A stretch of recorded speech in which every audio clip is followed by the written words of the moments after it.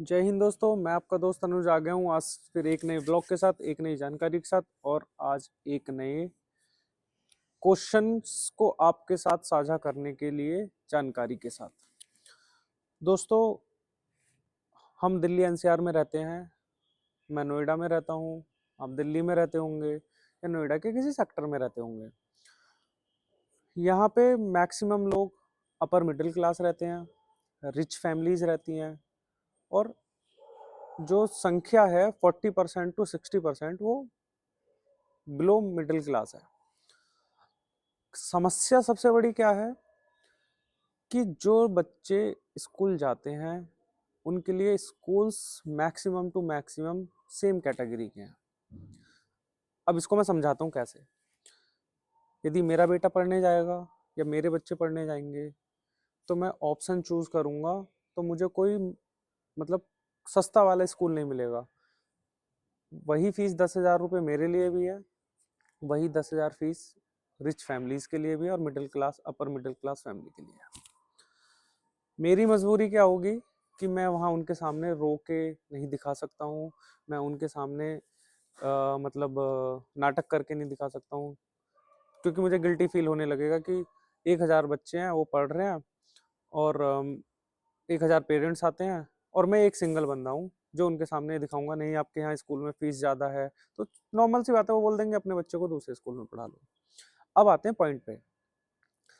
ये एक नेक्सस है स्कूल्स का बहुत बड़ा कि आपको इस रेट से नीचे फी करनी ही नहीं है। यहाँ से परेशान होके वहां जाएगा दूसरे स्कूल में, दूसरे से तीसरे में, तीसरे से चौथे में और चौथे से पांचवे में। जहां आप जाओगे 10,000 रुपये मिनिमम फी है मंथली। ट्यूशन फी जिसे ये बोल के लेते हैं। एडमिशन फी, एडिशनल चार्जेस वो सब अलग हैं। इस विषय में बहुत सारे पेरेंट्स ने डीएम गौतम बुद्ध नगर से, पीएमओ में और माननीय मुख्यमंत्री जी के यहाँ पे बहुत शिकायतें की हैं, परंतु कोई भी संतुष्टिपूर्वक जवाब या कहीं से कोई रिलीफ नहीं मिलता है। उसका कारण क्या है? ये जो नेक्सस चलता है पूरा स्कूल्स का, ये फंडिंग करते हैं, कहाँ करते हैं डोंट नो, बट सभी पेरेंट्स का, सभी अभिभावकों का ये उत्पीड़न है। चाहे वो रिच हो, चाहे वो पुअर हो, चाहे वो अपर मिडिल क्लास हो, चाहे वो मिडिल क्लास हो। जो इसकी जेब से आता है उसी को पता रहता है कि कितनी मेहनत से वो पैसा कमाता है और कितनी मेहनत से वो पैसा देता है। दोस्तों, अब आते हैं बात पे। एक लाइव उदाहरण है बाल भारती पब्लिक स्कूल का। मेरे मित्र हैं जिनको मैं जानता हूँ, वो मिडिल क्लास फैमिली से भी बिलोंग करते हैं। उनके भांजे का एडमिशन बाल भारती पब्लिक स्कूल में गरीब कोटे के तहत हुआ था। बाल भारती स्कूल वालों ने उनसे जितनी डॉक्यूमेंट्स की फॉर्मेलिटी मांगी उन्होंने वो सारी कंप्लीट करके दी। हार्ड कॉपीज दी, सॉफ्ट कॉपी दी, मेल आईडी पे दी, सब जगह दी। चूंकि वो व्यक्ति गरीब है, वो ज़्यादा पैसे अफोर्ड नहीं कर पाएगा, वो फीस अफोर्ड नहीं कर पाएगा, इसलिए उसने बाल भारती पब्लिक स्कूल में निरंतर कम से कम 100 चक्कर मेरे सामने लगाए सिर्फ एडमिशन के लिए। जनवरी में उन लोगों ने एडमिशन के लिए हाँ कर दिया कि आपका एडमिशन हो गया, आपका सिलेक्शन हम लोगों के द्वारा कर लिया गया है। किंतु जब वो जाता है तो उसे गुमराह करके वापस भेज दिया जाता है। फिर जाता है, फिर उसे 2-3 बातें बता के भेज दिया जाता है कि हम आपका अगले महीने करेंगे, अगले सेमेस्टर से आपका स्टार्ट करेंगे। क्या रीजन है इसके पीछे? कभी दिमाग लगाया आपने? क्योंकि वो गरीब कोटे वाली बच्चे की जो सीट थी वो किसी पैसे वाले बच्चे को अलॉट कर दी गई थी। उसको वो खुल के नहीं बोल पा रहे थे और उसको निरंतर चक्कर पे चक्कर, चक्कर पे चक्कर लगवा रहे थे। एक दिन मैं गया उनके पास, मैंने स्पष्ट पूछा, क्योंकि वो जानता नहीं था कानून, मेरे को पता था।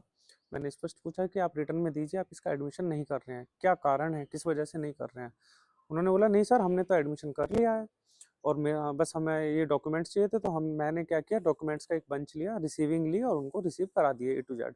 फिर मैंने स्पष्ट पूछा कि आपको कोई डॉक्यूमेंट तो नहीं चाहिए? उन्होंने बोला नहीं सर, अब सब कुछ फॉर्मेलिटीज पूरी हो गई हैं, नेक्स्ट वीक से हम एडमिशन ले लेंगे। यकीन मानिएगा, डीएम गौतम बुद्ध नगर के यहाँ से जारी पत्र, शिक्षा विभाग के जो बेसिक शिक्षा अधिकारी होते हैं, उन्होंने स्पष्ट 3 पत्र लिखे हैं कि इस बच्चे का एडमिशन गरीब कोटे के तहत कर लिया जाए और ये स्कीम के तहत, नियमों के तहत पात्र है और जिसका एडमिशन आपने किया हुआ है और आपने इनको नोटिस भी दिया है कि आपका एडमिशन हो चुका है। फिर बच्चे को पढ़ने के लिए स्कूल क्यों नहीं बुलाया जा रहा था, फिर वो जिलाधिकारी के यहाँ से बेसिक शिक्षा अधिकारी का जो पत्र है उसको क्यों डस्टबिन में मोड़ के डाल दिया गया, आखिर क्यों? Nexus, nexus game. तो मैं आपको बड़ा स्पष्ट करना चाहता हूँ, सभी पेरेंट्स की जब तक यूनिटी नहीं होगी, बहुत अच्छे से इसका विद्रोह नहीं होगा, तो ये स्कूलों की मनमानी चलती रहेगी और आपकी जेबों को दीमक बन के खोखला करने का ये काम करते रहेंगे। अनुरोध सिर्फ इतना ही करूँगा, यूनिटी बहुत ज़रूरी है आपके लिए, आपकी वजह से किसी गरीब बच्चे का भला हो सकता है। आपके टैक्स के पैसे से ये लोग दुनिया भर की बिल्डिंगें बना रहे हैं और अपनी मनमर्जी चला रहे हैं।